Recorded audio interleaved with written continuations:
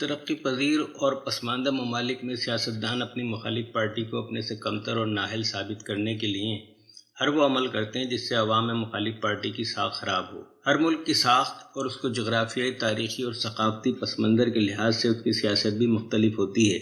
ہمارے ملک میں سیاست مقامی طور پر پروان نہیں چڑھی، بلکہ اس کا ایک چھوٹا ماڈل 19ویں صدی کے غیر منقسم ہندوستان میں برطانیہ سے درآمد کیا گیا، جس کا نام کانگریس پارٹی تھا۔ ہندوستان میں اس زمانے میں بہت سی سیاسی جماعتوں نے جنم لیا اور اپنے اپنے منشور کے مطابق کام کیا۔ آل انڈیا مسلم لیگ جو پاکستان کی بانی جماعت تھی، اس کی تشکیل اور تاسیس پاکستان بنانے کے لیے نہیں کی گئی تھی، بلکہ اس پہ قیام کا بنیادی مقصد انگریزوں کے دلوں سے مسلمانوں کے خلاف عداوت کو دور کرنا اور مسلمانوں کو سلطنت برطانیہ کا وفادار ثابت کرنا تھا۔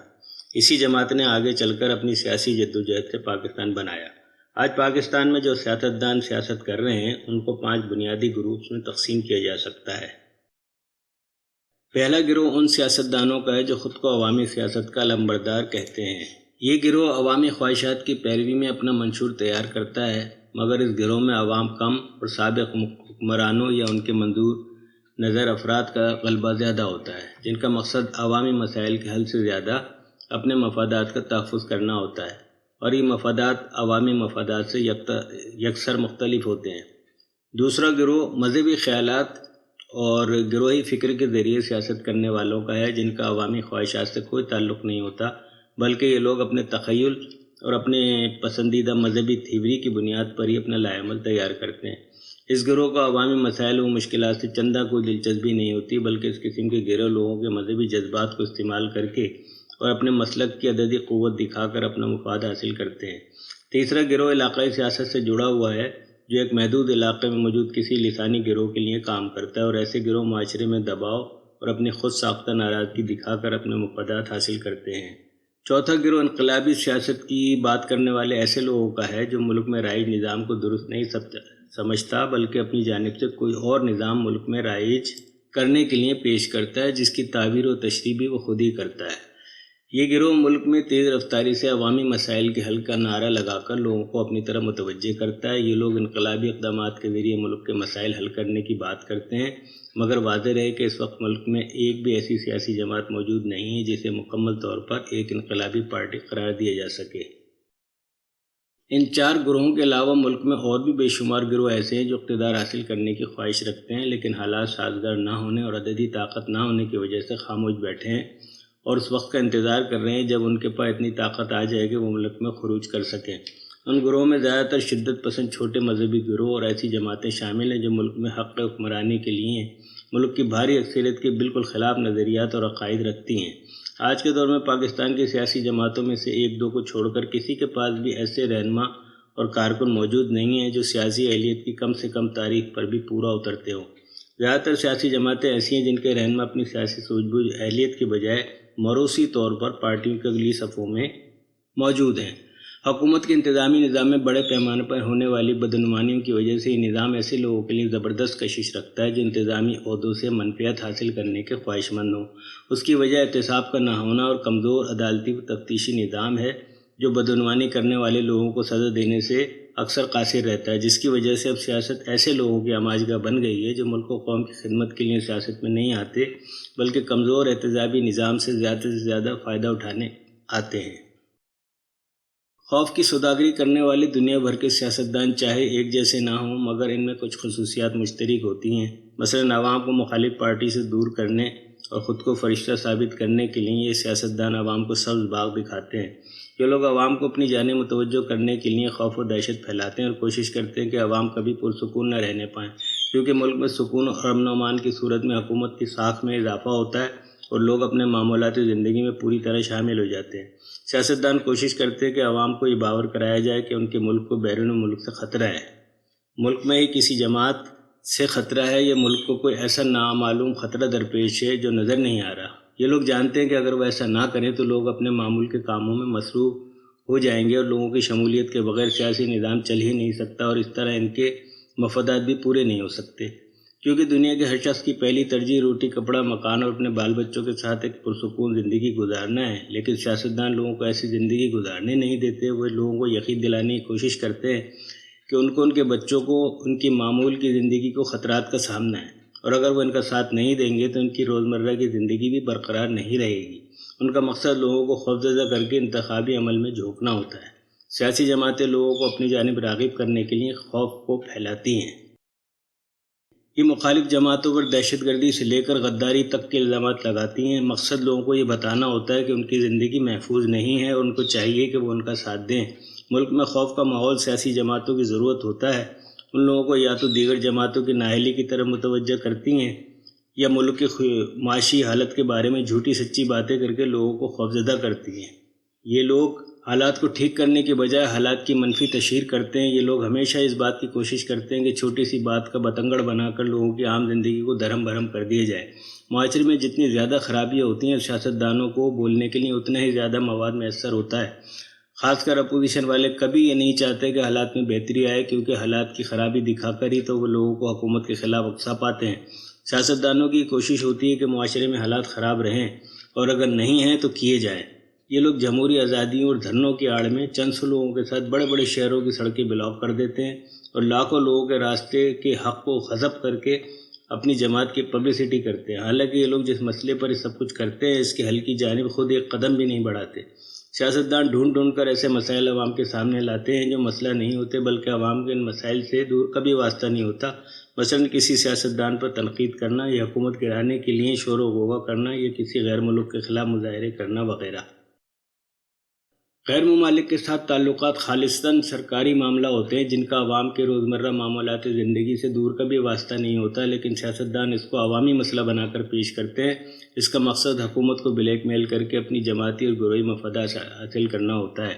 یہ گروہ معاشی و سماجی بہتری اور امن و امان کی صورتحال کی بہتری کے لیے کوئی کردار ادا نہیں کرتے، بلکہ منفی پرچار کر کے حکومت کو مطعون کرتے ہیں اور عوام کے ذہن کو پراگندہ کرتے ہیں۔ عوام کے مسائل ہی سیاستدانوں کی کھیتی ہیں۔ اگر عوام کو کوئی مسئلہ درپیش نہیں ہوگا تو سیاستدان سیاست کس چیز پر کرے گا؟ سیاستدانوں کے پاس عوام سے بات کرنے کے لیے صرف اور صرف ایک ہی مسئلہ درکار ہوتا ہے، اور وہ ہوتا ہے عوام کو درپیش مسائل۔ اگر عوام کے مسئلے حل ہو گئے تو سیاستدان کیا کرے گا؟ اسی لیے سیاستدان کبھی بھی یہ پسند نہیں کرتا کہ عوام کے مسائل مستقل طور پر حل ہوں۔ اس معاملے میں ترقی یافتہ اور ترقی پذیر ممالک میں صرف مسائل کی نوعیت میں ہی فرق ہوتا ہے، لیکن عوام کو نامعلوم خطرے سے خبردار کر کے سیاستدانوں کا اپنے لیے ووٹ مانگنا ہر جگہ یکساں عمل ہے۔ پوری دنیا کی سیاست مسائل کے گرد ہی گھومتی ہے، اور اس میں خوف بنیادی حیثیت رکھتا ہے۔ سیاسی جماعتیں عوام پر حکمرانی کرنے کے لیے عوام کو ملک اور بیرون ملک سے آنے والے کسی نہ کسی خود ساختہ خطرے سے ڈراتی رہتی ہیں، تاکہ عوام اپنے آپ کو بچانے کے لیے ان کے مفادات کی تکمیل کرتے رہیں۔ سیاستدان اپنے مفادات کے لیے اکثر عوام کو ماحول کی غیر حقیقی تصویر دکھاتے ہیں، تاکہ عوام سیاسی جماعتوں اور سیاستدانوں پر انحصار پر مجبور رہیں۔ اس کے لیے وہ سب سے زیادہ غیر ملکی خطرے کا استعمال کرتے ہیں، تاکہ عوام اس خطرے سے بچنے کے لیے ان کی طرف دیکھیں۔ یہ لوگ کبھی بھی عوام کو ایک پرسکون ماحول کی ضمانت نہیں دیتے۔ انہیں خدشہ ہوتا ہے کہیں عوام ملک کے سیاسی نظام سے لا تعلق ہی نہ ہو جائے اور ملک کا نظام چلانا مشکل ہو جائے۔ دنیا کا ہر انسان بقائے باہمی اور جیو اور جینو دو کے اصول پر یقین رکھتا ہے، لیکن یہ سیاستدان ہی ہوتے ہیں جو انسانوں کو ملکوں، قوموں اور معاشروں کے خانوں میں بانٹ کر انہیں تقسیم کرتے ہیں، پھر ان پر حکومت کرتے ہیں۔ محض چند سیاستدان کسی بھی ملک کو جنگ کی آگ میں جھونک سکتے ہیں۔ ایسا تاریخ میں ہوتا رہا ہے کہ ایک دو لوگوں نے کروڑوں لوگوں کو بے مقصد جنگوں میں مبتلا کر کے تباہ و برباد کر دیا اور قوم کے ہیرو بھی کہلائے، حالانکہ انہوں نے دنیا کو تباہی و بربادی کے سوا کچھ نہیں دیا تھا۔ ملٹی نیشنل کمپنیاں۔